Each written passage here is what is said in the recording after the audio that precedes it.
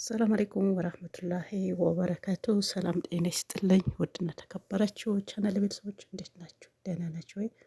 በያላችሁ በሰላማችሁ በዘት ተረፍ ይበረዝ። ቻናል አዲስ ሆናችሁ ሰብስክራይብ፣ ሼር፣ ላይክ እያደረጋችሁ አብራችሁን ቆዩ ማለት ነው። አቶ ተስፋዬ በመጨረሻም የባቢን ወይም ደግሞ በድሮ ስሙ ማን ነበር? ናሆም። አዎ የናሆም ፍቅረኛ ለምንድን ነው ያመጣት የሚለውን እናወራለን በ11ኛው ሰዓት።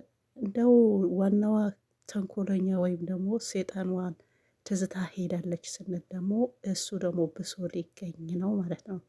ስለዚህ ባለፈው የማነችም የጽናትን ጓደኛ ብሌን የትዝታው ትልቅ ወንድም አለችው በምክንያት ነው ማለት ነው። ምክንያቱም እንደዚህ አይነት ሴጣናዊ ሰዎችን ሁሌም የሚመሩ በእንደዚህ አይነት በተንኮል እንዲሁም ደግሞ በሸር ነው ማለት ነው። ስለዚህ አሁን በ11ኛው ሰዓት ከስንት ዓመተ ምህረት የጠፋችው የባቢን ጓደኛ ለምንድን ነው ያመጣት? ባቢና ጽናትን ለማለያየት ፈልጉ። ሲያያት ባቢም ደነገጠ። ይህን ሁሉ የጎዳችኝ እያወቅ ለምንድን ነው እሷን ያመጣህብኝ? ምን አስበህ ነው? ምን ፈልገህ ነው እያለው ነበረ። እሱ ግን ያለፈውን አልፏል ብሎ ከእሷ ጋር አፉ ገጥሞ ሰውየው ማለት ነው።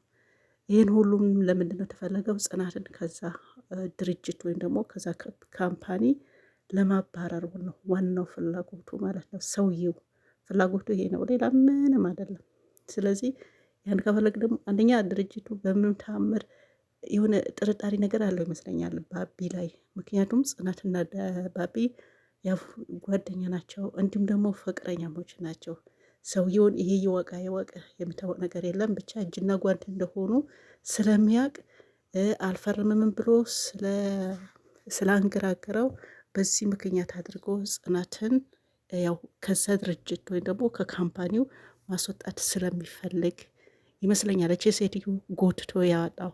ለምን እዛ ስራ ካቆመች እችኛዋ ደግሞ የመጀመሪያው ፍቅረኛዋን ደግሞ ለማደስ በሉት እኔ ብቻ አይደለም እኔም ተጎድቻ ያለው አንተ ብቻ አይደለህም ያለችውን። ስለዚህ ያን እንትን ተብሎ ያን ምንድነው ያን ለማሻሻል ወይም ደግሞ ለማደስ የመጣች ነው የሚመስለውና እሷን ከዛ ወጥታ እችኛዋ ደግሞ ከባቢ ጋር ጓደኝነት ልትጀምር ማለት ነው። ስለዚህ ይሄ ነገር እስከ መቼ ይሄዳል የሚለውን ሌላ ጥያቄ ይሆናል ማለት ነው። ግን እኔ ግርመን የሰውየው ተንኮልነቱ በጣም ማለት ነው። ይሄ ሁሉም የሚደክመው የሚጥረው እሷን ከዛ ጽዳት አሁን ይሄን ስራ ሆኖ ነው። በነገራችን ላይ ልጅቷ አንገቷ ደፍታ ስለምትሰራ መስራት ስለምትፈልግ አሁን በሱ ቤት መጀመሪያ ጽዳቱ እንትን ሲል በጣም እንትን ብሏት ነበረ። ከኋላ ጎበዝ ነሽ ቢላትም ስራዋን እያጣጣለ ነበር። በደንብ አጥጂ ምናምን እያለ ዝም ብሎ መመጻደቅ አለ አይደል? መመጻደቅ ነገር እንዲነበረበት ማለት ነው። አሁን ግን በመጨረሻ ይህን ሀሳብ አመጣ። ሲያያቸው ሁለቱ እጅና ጓንት ሆኗል። ሲያቸው ሁለቱ ፍቅረኛሞች ናቸው። ሲያቸው በቃ አላማረውም ሁኔታው፣ አልፈርም ብሎታል። ይህን ድርጅት በነጽናት እጅ ነው የወጣው። ማግኘትና ማጣት ከባድ ነው ብሎ ሰሞኑን ትንሽ እንትን እያለ ነበረ። ጋሽ ግርማም ሄዶ እየጠየቀው ነበረ።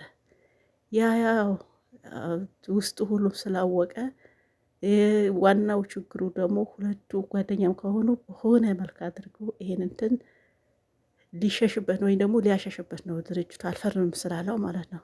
አንደኛ በህገ ወጥ ነው የያዘው። የሆኑ ብለት የገዛው ምን የሆኑ አይደለም።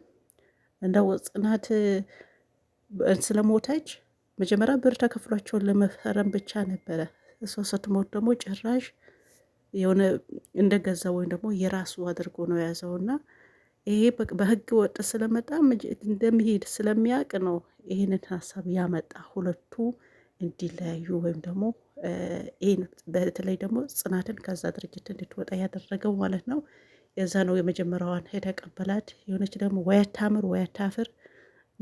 ከባቢ ደግሞ ናሆሜ ብላ ልትጠራው ትፈልጋለች። ናሆሜ ደግሞ አይፈልግም።